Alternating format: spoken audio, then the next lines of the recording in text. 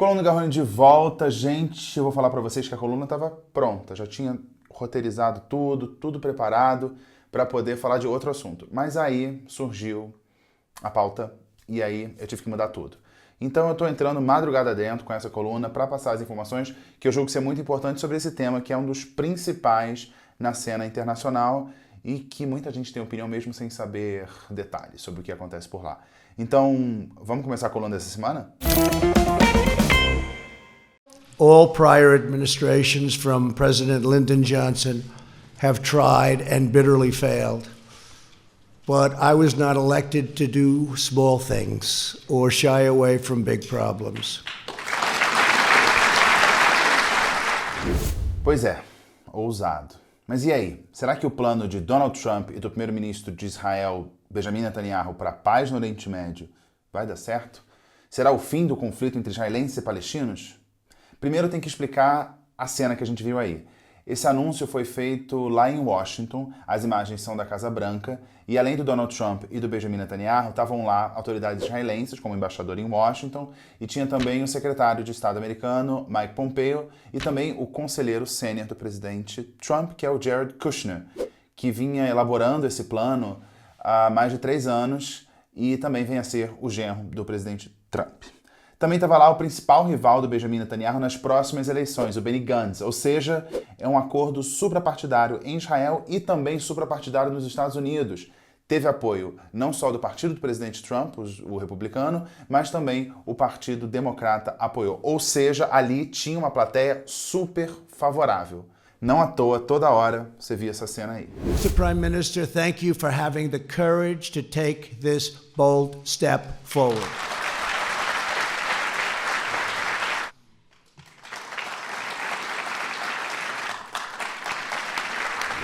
Pois bem, quantos representantes palestinos estavam na sala? 0. Tinha até representantes de países como Bahrein, Omã, Emirados Árabes, países árabes, mas para por aí. Por isso, nesse vídeo, eu fico tecnicamente impedido de chamar este documento de acordo. Um acordo teria que envolver as partes afetadas. Então, esse foi um plano de adesão. Tipo aquele que a gente faz quando vai contratar um plano de celular, por exemplo. Eu não quero respeitar a cláusula 8. Não tem essa opção. É adesão ou tá fora. Ou seja, o plano de Donald Trump é um plano de adesão para os palestinos. No texto, por exemplo, não tem lacuna, como, por exemplo, tem num acordo entre Mercosul e União Europeia, que não está fechado ainda, então tem alguns trechos em aberto. Isso apesar desse acordo Mercosul e União Europeia ter sido negociado durante anos. Nesse texto do Trump e do Netanyahu não tem nada escrito a lápis, é tudo escrito a caneta, ou seja, tudo definitivo. Netanyahu chama o acordo de histórico, Trump chama de realista, e eles são veementes. Essa seria a última chance dos palestinos. Cabe lembrar aqui também a absoluta parcialidade do Trump nessa história. You have been the greatest friend that Israel has ever had in the White House. Bem, faz sentido. Em 3 anos de poder, olha só os presentes que o Trump deu para Israel. 1. Abriu embaixada em Jerusalém, reconhecendo Jerusalém como capital de Israel. 2. Reconheceu as colinas de Golã como parte do território de Israel. Para o mundo, o território é sírio, ocupado por Israel. E 3. Avaliou que os assentamentos judaicos na Cisjordânia não violam a lei internacional, o que contraria o consenso internacional. E os americanos também cortaram ajudas aos palestinos. Os Estados Unidos são aliados tradicionais de Israel, mas digamos que o Donald Trump foi um pouquinho além dos seus antecessores. Vamos lá, nesse vídeo eu vou listar as fragilidades, omissões e equívocos desse plano. Antes de me debruçar sobre o texto, sim, eu li o texto, virei à noite inclusive, lendo as 180 páginas desse texto. Eu tenho que falar do contexto, porque Trump e Netanyahu estão encalacrados. O Netanyahu mais do que o Trump.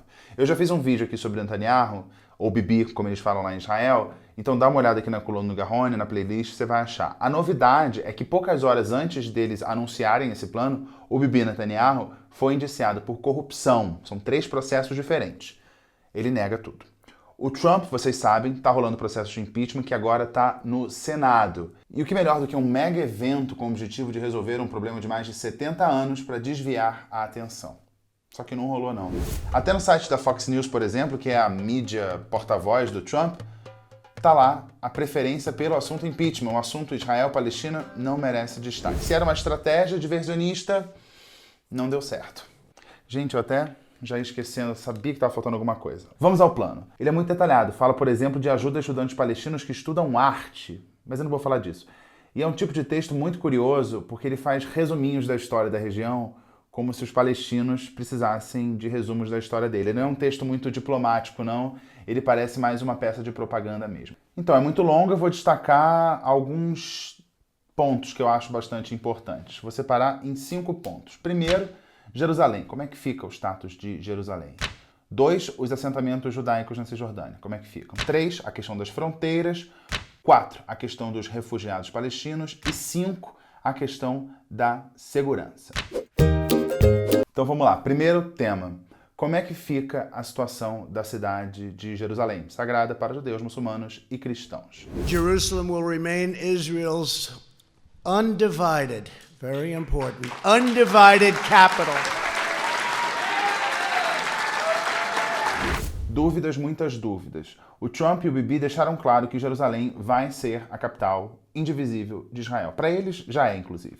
Mas, ao mesmo tempo, tem a previsão de que parte de Jerusalém Oriental seja a capital do futuro Estado palestino. E seria uma área que os palestinos não consideravam nem como Jerusalém. E nunca foi ventilado por autoridades palestinas que essa área viesse a ser capital dos palestinos. E eles sugerem que essa área tem até um nome, Al-Quds, que é o nome que os árabes usam para chamar Jerusalém. Mas Jerusalém mesmo seria Israel. Os palestinos não poderiam nem dar o nome que querem para a futura capital deles, que seria numa espécie de subúrbio da atual Jerusalém. Essa proposta nunca foi vista antes em qualquer tipo de acordo, é uma proposta novíssima, mais uma vez sem consultar os palestinos. E o acesso aos locais de culto estaria liberado. Os locais de culto sagrados para as 3 principais religiões monoteístas do mundo. 2, a questão dos assentamentos. For too long, far too long, the very heart of the land of Israel, where our patriarchs prayed, our prophets preached, and our kings ruled, has been outrageously branded as illegally occupied territory. Well, today, Mr. President, you are puncturing this big lie. O plano praticamente oficializa as colônias judaicas em território palestino. Segundo o plano, 97% dos israelenses na Cisjordânia, território palestino da Cisjordânia, seriam incorporados ao território israelense. E 97% dos palestinos no território da Cisjordânia seriam incorporados ao território palestino. Mas tem uma palavra que se usa muito lá, que é a palavra contíguo, ou seja, o território não seria fragmentado. Mas o próprio plano fala da existência de enclaves, que seriam territórios palestinos, enclaves dentro de territórios israelenses e israelenses dentro de territórios palestinos. Aí não ficou claro no plano porque ele fala ao mesmo tempo em território contíguo e enclave, que são palavras mutuamente excludentes. Ficou aí uma dúvida pra gente. Terceiro ponto, as fronteiras. Israel will retain security control in the entire area west of the Jordan River. Todas as fronteiras do futuro Estado palestino seriam controladas por Israel. Não passaria qualquer tipo de arma ou material de duplo uso, algum material que você pudesse ter uso civil, mas também uso militar. Eu separei aí o mapa que está divulgado aí nesse plano e que é de acesso livre. A proposta de um futuro Estado palestino está aí nessa zona verde. Dá para ver que a Palestina é quase um enclave dentro do Estado de Israel. E há a previsão de construção de túneis, passagens e também de pontes para poder ligar terras palestinas que ficariam separadas com esse novo plano. Teria, por exemplo, um túnel entre o território da Cisjordânia, que é esse aí, ao território da faixa de Gaza, que é o território que tem acesso ao mar. Os palestinos vão poder ter no futuro o porto funcionando, só que as águas seriam controladas por Israel, por questões de segurança. E a previsão até da construção de um pequeno aeroporto em Gaza para aviões pequenos. E o espaço aéreo palestino também estaria sob controle de Israel. Israel, como é um país muito pequeno, está escrito lá no plano, por exemplo, que eles não teriam como responder a um ataque que viesse a acontecer contra Israel. Então, se eles tivessem o controle sobre o espaço aéreo palestino, daria para eles preverem e reagirem e se defenderem de um futuro ataque. Eles falam em 3 minutos. Eles precisariam de 3 minutos para se defender contra um ataque. Se eles tivessem só o controle do espaço aéreo israelense, eles não teriam esses 3 minutos que eles precisam para se defender. Eu achei até esses 3 minutos um tempo super rápido como tempo de resposta das Forças Armadas israelenses, ou Forças de Defesa israelenses, como eles dizem, a qualquer ataque estrangeiro. Achei bem interessante. Mas então os palestinos não teriam controle sobre as águas que banhassem o território palestino, no caso de Gaza, e também não teriam controle sobre o seu próprio espaço aéreo, com a desculpa de que Israel estaria vulnerável se esse espaço aéreo não tivesse controlado por forças israelenses. E tem também o Vale do Rio Jordão, que fica ali na fronteira entre a Jordânia e o território que hoje é da Cisjordânia. Seria ali território israelense, ou seja, seria o fim da fronteira entre palestinos e Jordânia.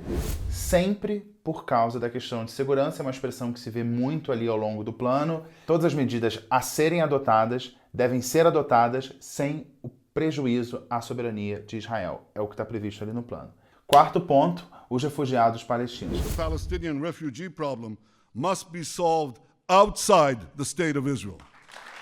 Essa foi aquela população que se espalhou na região durante os conflitos que houve ali entre israelenses e os vizinhos árabes. Na Jordânia hoje são, por exemplo, 2 milhões, e no Líbano parece que são 500 mil. Esse plano não prevê o direito ao retorno desses palestinos. Esses refugiados palestinos já estão, sei lá, em terceira, talvez quarta geração.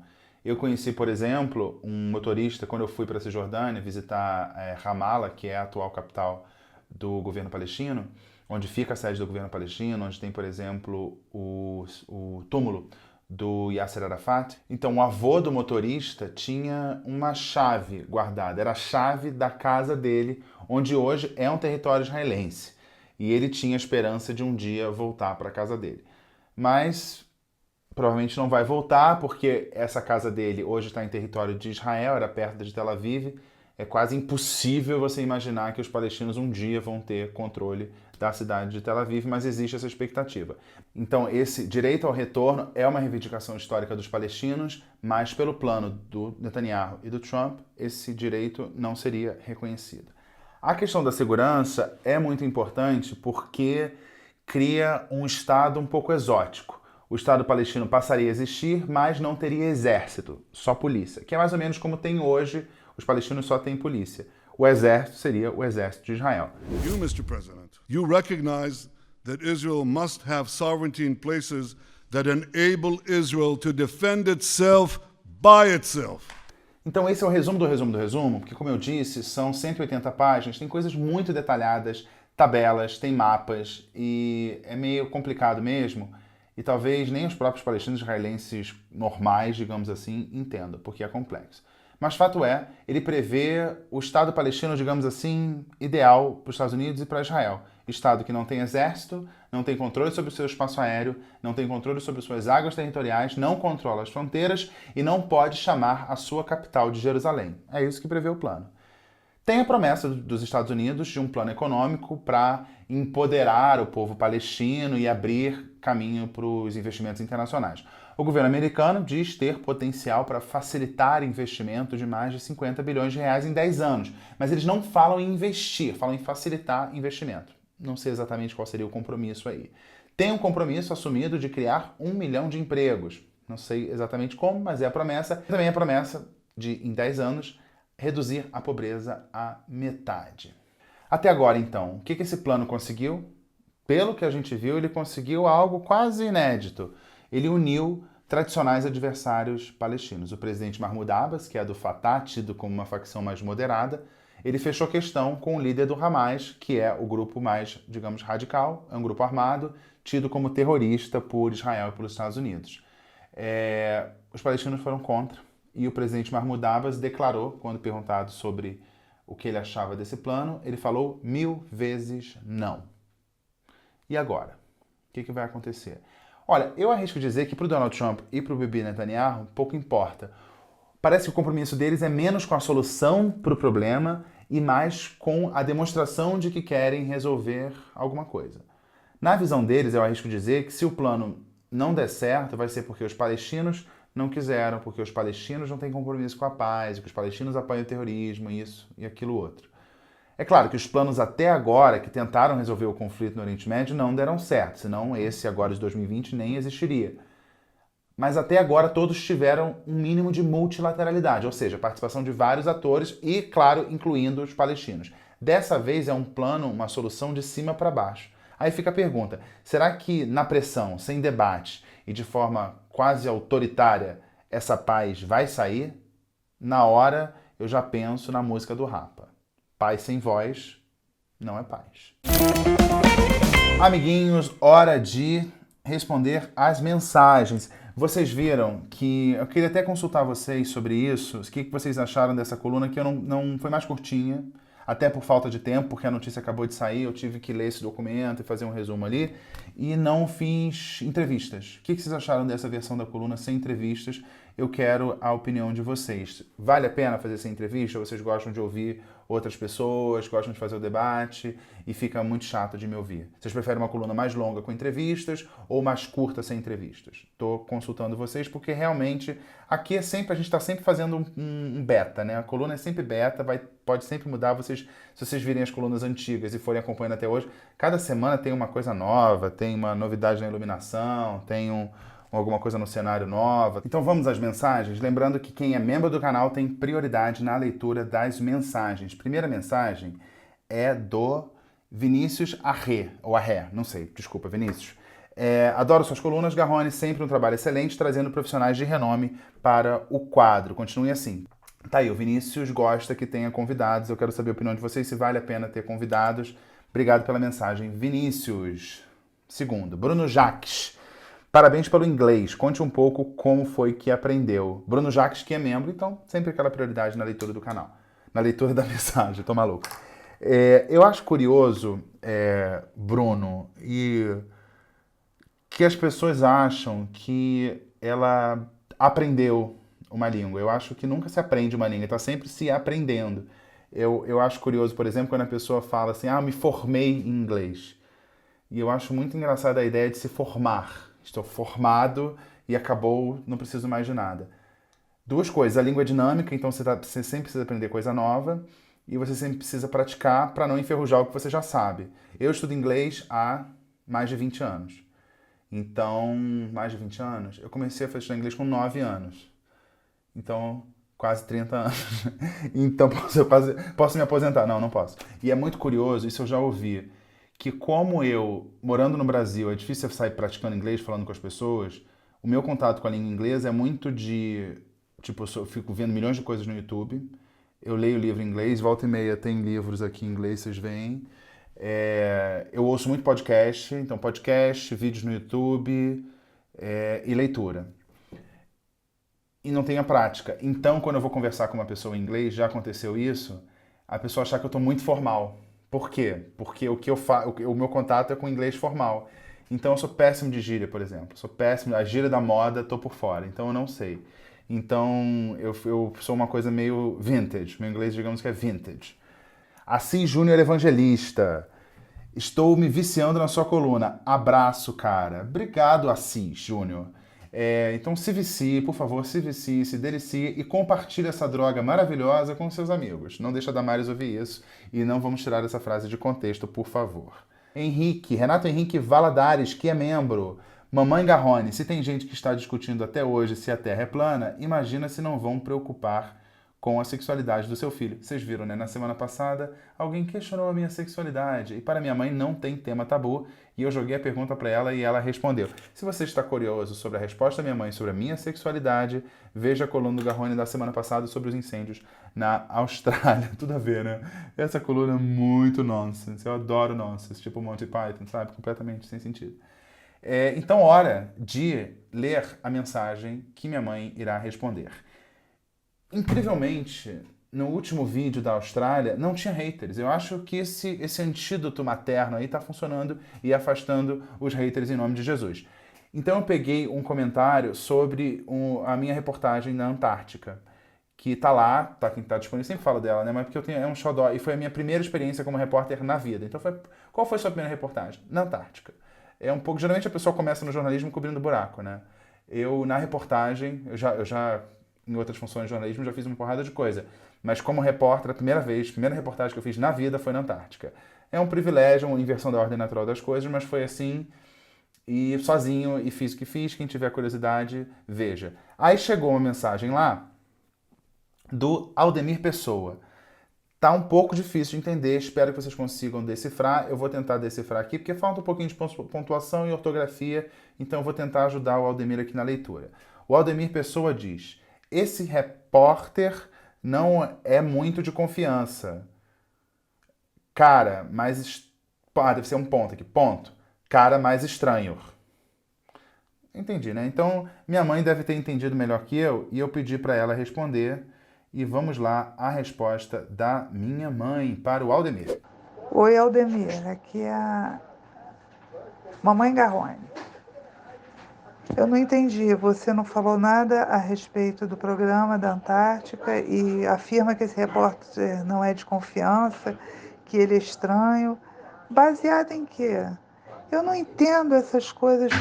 Vocês, em vez de falar a respeito do programa, apontar alguma falha, qualquer coisa do tipo, vocês ficam muito fixados no repórter. Essa é a ótica dele. Ele foi lá, ele esteve lá, ele embarcou no navio da Marinha, ele conviveu um determinado tempo com as pessoas da Marinha. Ele não saiu falando simplesmente isso. Não é por aí. Ele realmente foi lá, fez um estudo, teve acesso à informação no próprio comando da Marinha. E aí vem você, Aldemir Pessoa, dizer que não é de confiança, você conhece ele de algum lugar para afirmar uma coisa dessa. Gente, vamos colocar amor no coração? Vamos. Vamos parar de apontar o dedo. Quando você aponta o dedo para uma pessoa, outros 4 são apontados para você. Um beijo no coração, querido. Vamos lá, última mensagem. Mônica Coimbra: não é sacolé nem geladinho. O certo é igual em Minas. Chup-chup. Mônica, na coluna antepassada eu falei que eu dei pro meu cachorro Francisco um sacolé de brócolis. Aí me corrigiram na coluna passada, dizendo que não é sacolé é só no Rio, em São Paulo é geladinho. E agora vem a Mônica, falando que em Minas não é sacolé nem geladinho, é chup-chup. Eu tenho medo e sugiro que você tenha bastante cautela, Mônica, se você for visitar o Rio de Janeiro e pedir um chup-chup, tá? Tome cuidado, a não ser que você tenha segundas intenções. Mas tome muito cuidado na hora de pedir este produto. Peça um chup-chup só dentro dos limites territoriais do estado de Minas Gerais, por favor, senão você pode ter problemas, especialmente naquela malícia gostosa dos meus conterrâneos cariocas. Ai, gente, muito obrigado. Eu acho muito interessante porque a coluna é para falar de assuntos internacionais. Agora já tem a coluna da minha mãe, tem o Francisco, e eu tô falando de chup-chup. Como vocês viram, os haters foram afugentados. Foram afugentados pelos comentários deliciosos da minha mãe. Eu peço que vocês me ajudem, então, a pautar a minha mãe. Como vocês acham que minha mãe pode participar da minha coluna, além da resposta aos haters? Então é isso, eu falei demais, né? Falei demais já. Então a coluna do Garrone fica por aqui. Em seguida, a coluna do Francisco. Eu espero você na semana que vem. Tchau, até a próxima. Vou fazer um teste com o Francisco. O Francisco acaba de acordar. Será que ele está disposto a comer no meio da madrugada?